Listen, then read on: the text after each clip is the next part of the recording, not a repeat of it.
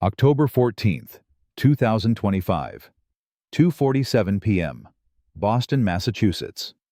I was reviewing contracts with our event coordinator when my phone exploded with news alerts.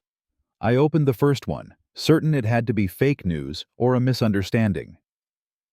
Trump threatens to remove 2026 World Cup matches from Boston, Seattle, San Francisco. My blood went cold. I clicked through to the full article, reading Trump's quotes with growing horror. I can call Gianni Infantino right now and move these matches to real American cities. Boston, Seattle, San Francisco. These cities don't deserve the World Cup. Too liberal, too soft on crime. I'll move the games to Texas, to Florida, to places that support America first. I sat there staring at my phone, trying to process what I was reading.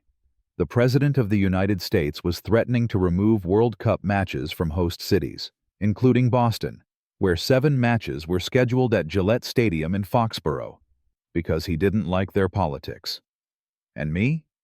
I was a Canadian entrepreneur who'd invested $2.3 million into a hospitality business specifically designed to serve World Cup visitors in the Boston area. A business that was now hanging by a thread because Trump thought he could use the world's biggest sporting event as a political weapon. My name is Daniel Morrison. I'm 48 years old, originally from Toronto, and I've lived in Boston for the past 12 years. 2 years ago, when the 2026 World Cup hosting cities were announced and Boston was confirmed for 7 matches, I saw an opportunity. Create a premium hospitality service for international visitors. Coordinated packages including accommodation, transportation, local experiences, and match tickets. I invested everything, my savings, a business loan, money from Canadian investors who believed in the concept. We created Morrison World Cup Hospitality, luxury packages for wealthy international football fans who wanted the complete Boston experience during the tournament. By October 2025, we had $1.8 million in pre-sold packages. Clients from England, Germany, Brazil, Argentina, Japan. People who'd paid deposits ranging from $5,000 to $15,000 per person for guaranteed accommodation, VIP experiences, and match access during Boston's 7 World Cup games in June 2026. And then Trump threatened to move the matches. Not because of logistics, not because of venue problems, because he didn't like Boston's politics. Let me explain how we got here and why Trump's threat, even though FIFA ultimately rejected it, is destroying my business anyway. When Boston was confirmed as a host city in 2022, the hospitality industry went into planning mode. Hotels booked out years in advance. Restaurants prepared for international crowds. Transportation companies invested in additional capacity. And entrepreneurs like me saw opportunities to create specialized services for the expected flood of international visitors. FIFA had awarded Boston 7 matches, a significant allocation, reflecting the city's infrastructure, hotel capacity, and international appeal. Those 7 matches at Gillette Stadium, about 40 minutes south of Boston in Foxborough, were expected to bring approximately 420,000 visitors to the greater Boston area over a 3-week period in June 2026. I spent 2 years building Morrison World Cup Hospitality. We secured exclusive partnerships with luxury hotels, negotiated transportation contracts, created relationships with premium restaurants and cultural venues. We designed packages that would give international visitors an unforgettable Boston experience beyond just the matches.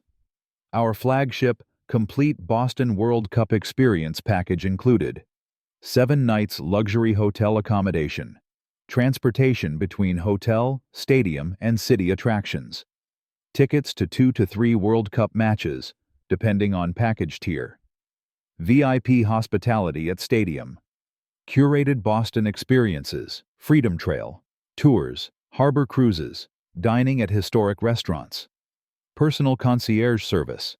Prices ranged from $12,000 to $35,000 per person, depending on match tickets included and accommodation level. By October 2025, we'd sold 87 complete packages and had commitments for another 43, representing about $2.6 million in total bookings. Everything was on track. Until Trump decided Boston was too liberal to deserve World Cup matches. The threat came out of nowhere. On October 14th, Trump was at a rally in Texas talking about the 2026 World Cup, which the U.S. was co-hosting with Canada and Mexico. He started complaining about the host cities, singling out Boston, Seattle, and San Francisco as disasters that didn't deserve to host matches. "I'm going to call Gianni Infantino," Trump said, referring to FIFA's president. "I'll tell him, move these games. Texas deserves them. Florida deserves them. Not these crime-ridden liberal cities that don't respect America." The crowd cheered.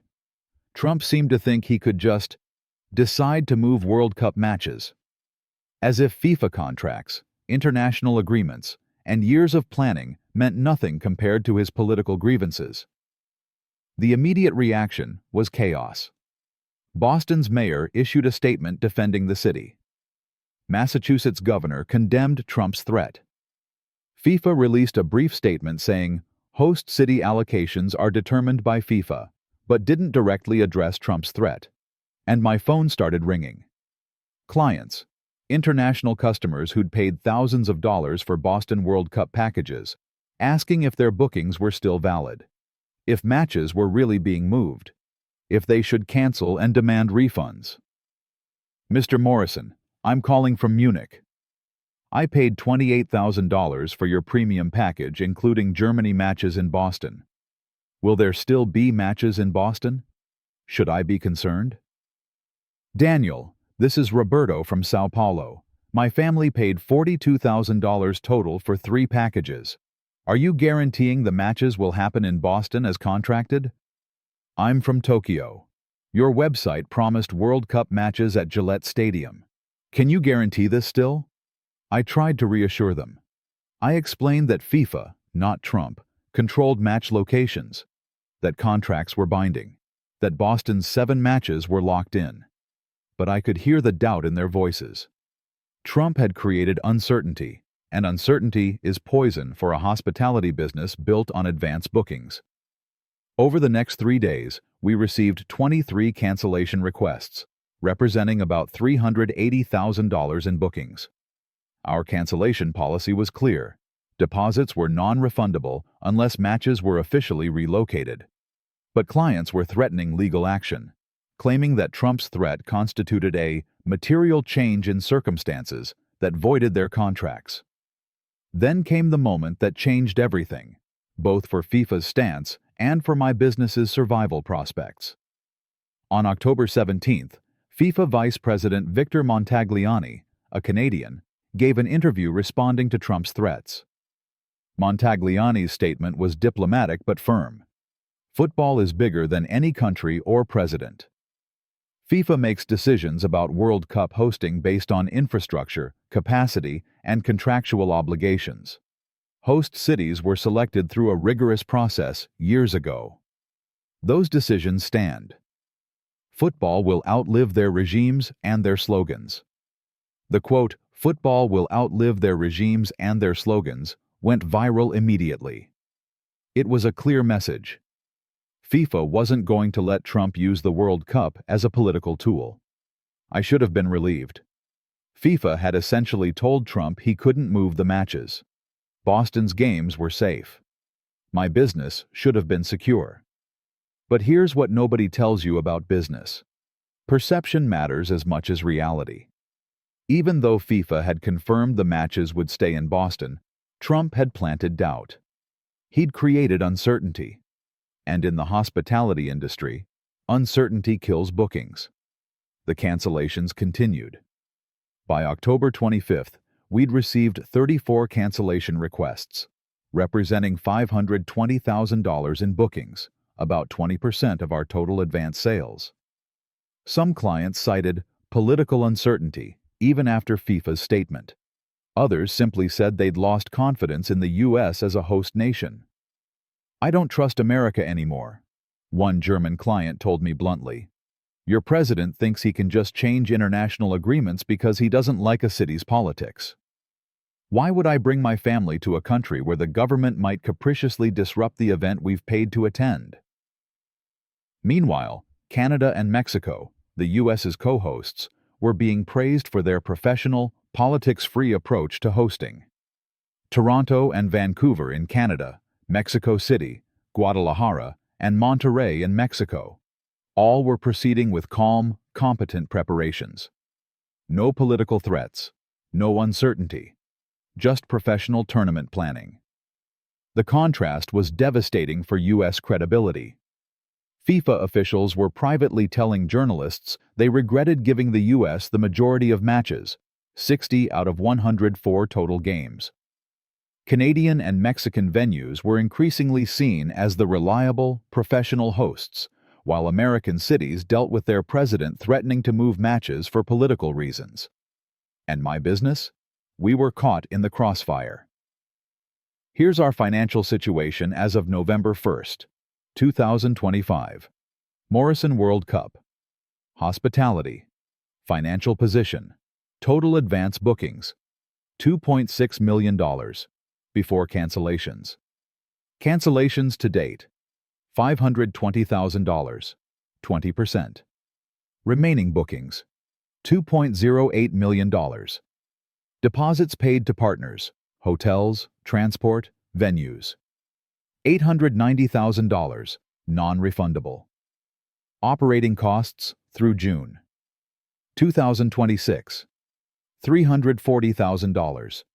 Outstanding business loan, $420,000. Cash reserves, $85,000. The problem was simple. We'd already paid $890,000 in non-refundable deposits to secure hotel rooms, transportation capacity, and venue partnerships. That money was spent, locked in to guarantee our ability to deliver on the packages we'd sold. But with $520,000 in cancellations and more requests coming in daily, we were facing a situation where our revenue was declining, but our costs were fixed. If cancellations reached 30% of bookings, which seemed increasingly likely, we'd be unable to cover our committed costs plus operating expenses. Bankruptcy would be inevitable. The cruelest irony? Boston's World Cup matches were never actually in danger. FIFA's contracts are ironclad. Trump couldn't have moved the games even if he'd tried. The 7 matches at Foxborough's Gillette Stadium were happening regardless of Trump's threats. But Trump's threat had achieved something perhaps more damaging. It had shaken international confidence in the United States as a reliable host nation. It had created a perception that America's political dysfunction could disrupt even internationally contracted sporting events. And businesses like mine, built on the assumption that international agreements would be honored and that host cities would remain stable, were paying the price for that damaged credibility. I met with our attorney on November 5th to discuss options. Can we hold clients to their contracts? I asked. Our cancellation policy is clear. Deposits are non-refundable unless matches are officially relocated. FIFA confirmed the matches are staying in Boston. You can try, she said, but you'll spend tens of thousands in legal fees fighting individual clients internationally. And even if you win in court, you'll destroy your business reputation. Who wants to book with a hospitality company that sues its clients? So what are our options? Refund the deposits, which you can't afford because you've already spent that money on non-refundable partner commitments, or try to sell the business to someone with capital to weather the uncertainty, or prepare for bankruptcy. What about the clients who haven't canceled? The 80% who are still committed? They're watching to see what happens. If you start publicly fighting cancellations, or if more clients pull out, you'll trigger a cascade. Business psychology is fragile. Right now, you're perceived as risky. One more piece of bad news and everyone stampedes for the exits. On November 10th, Trump gave another interview about the World Cup. A reporter asked if he still planned to move matches from Boston, Seattle, and San Francisco. "We'll see," Trump said. FIFA needs to understand. America is the most important host. If they don't respect my concerns about these liberal cities, maybe we reconsider our participation. Maybe we host fewer matches. Maybe we focus on the cities that actually support American values. It was meaningless bluster. FIFA had already made clear that match allocations were final, but Trump's comments triggered another wave of panic among my clients. 8 more cancellation requests came in the next 48 hours. We were hemorrhaging bookings, and every cancellation made the business less viable, which made remaining clients more nervous, which triggered more cancellations. A death spiral. By November 15th, total cancellations had reached $740,000, 28.5% of our original bookings. We were approaching the threshold where the business became mathematically impossible. I called a meeting with my 3 staff members, my Canadian operations manager Sarah, who'd relocated from Toronto to help launch the business, my American marketing director James, and our finance person Maria. We need to talk about the possibility that Morrison World Cup hospitality might not survive to the tournament, I said. The room went silent. Trump's threats, even though FIFA rejected them, have created a perception crisis. International clients don't trust U.S. stability anymore. We're at 28.5% cancellations. If we hit 35%, we're mathematically insolvent. Can we pivot? Sarah asked. Focus on Canadian and Mexican venues instead? Our entire business is built around Boston infrastructure and partnerships. We can't suddenly recreate those relationships in Toronto or Vancouver with 7 months to go.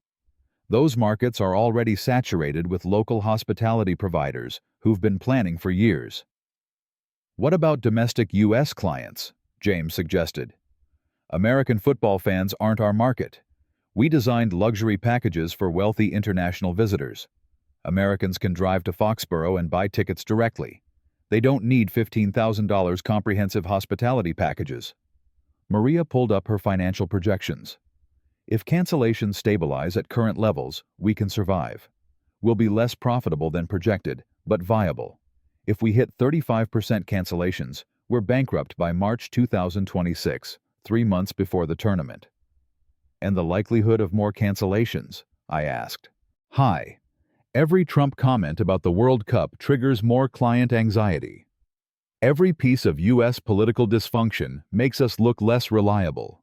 Meanwhile, Canada and Mexico are being praised for their professional, stable hosting preparations. We're competing against that perception.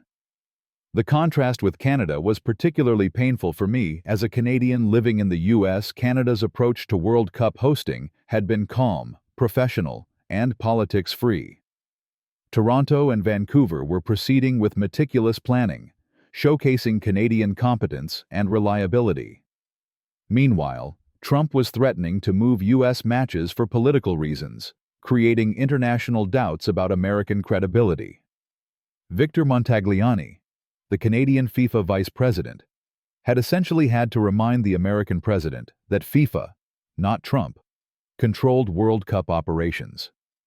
As a Canadian who'd invested my life savings in an American World Cup hospitality business, I was watching my home country demonstrate exactly the kind of professionalism and stability that my adopted country was failing to provide.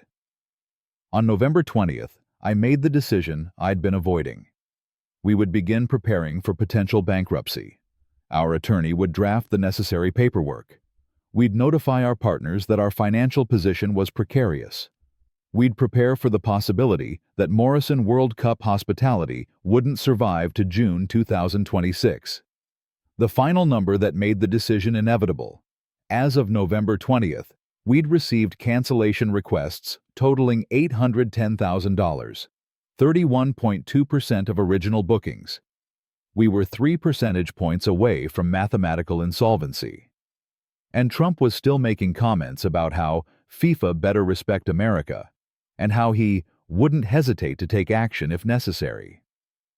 Each comment triggered more client anxiety.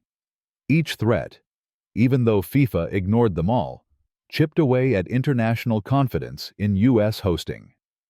As I write this on November 22nd, 2025. Morrison World Cup hospitality has about 30 days before we reach the point of no return. If cancellations hit 35%, we're bankrupt. If they stabilize below that, we might survive. Diminished, less profitable, but functional. Meanwhile, FIFA is quietly emphasizing Canada's and Mexico's professional hosting preparations. Victor Montagliani's quote, "Football will outlive their regimes and their slogans," has become a rallying cry for those who believe sporting events should be above politics. And Trump continues to treat the World Cup like a political tool he can leverage, seemingly unaware or unconcerned that his threats are destroying businesses like mine. Businesses that invested in good faith based on FIFA contracts and the assumption that the United States government would honor its international commitments. I invested $2.3 million in a business built on Boston hosting 7 World Cup matches. Those matches are still happening. FIFA made that clear. But Trump's threats created enough uncertainty to potentially kill my business anyway. That's the real cost of treating international sporting events as political weapons. Not just damaged credibility, not just embarrassment. Real businesses, real jobs, real people whose investments are destroyed not by actual policy changes, but by the perception of instability created by a president who thinks he controls everything, including things he has no authority over.